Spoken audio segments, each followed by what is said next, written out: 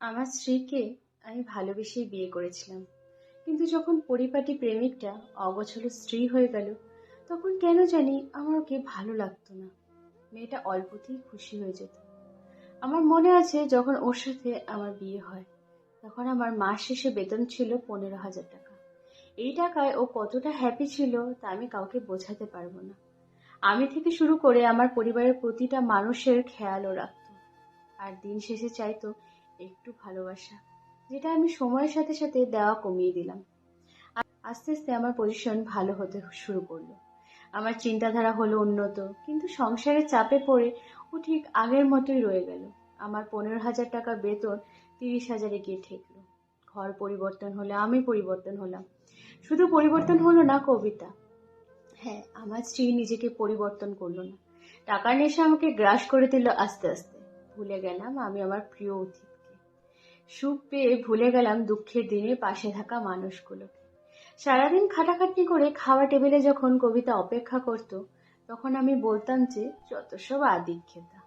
বৃষ্টি হলেই আমার হাত দুটো ধরে যখন বলতো চলো না একটু দুজনে বৃষ্টি বিলাস করি, আমি তখন বলতাম বয়স তো কম হলো না, এখন এসব পাগলামি ছাড়ো।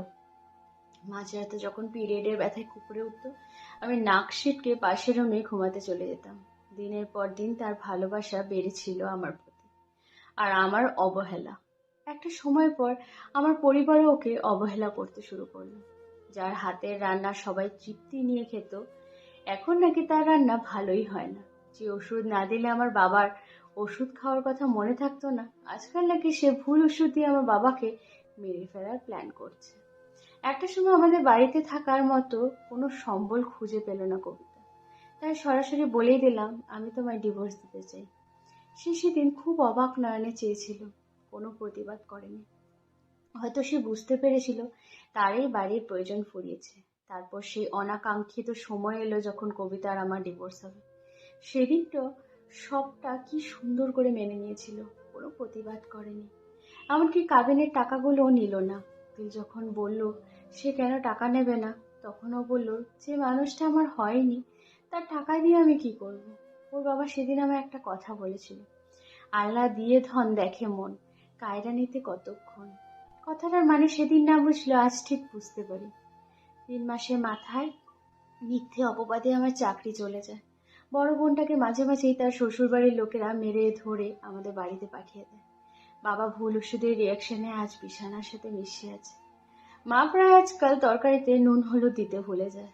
আর আমি উন্নত মানের চাকরি থেকে ফুটপাতে ছোট্ট একটা ফুলের দোকান নিয়ে বসে আছি।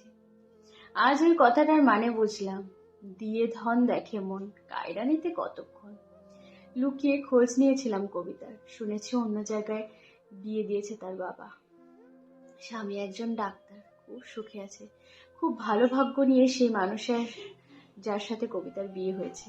গেছে মাসে নাকি তাদের একটা মেয়েও হয়েছে। সে সুখের আশা করেনি, তাই তার এত সুখ। আর আমি সুখের আশা করে মানুষকে অমানুষ ভেবেছি, তাই আজ আমার এই পরিস্থিতি।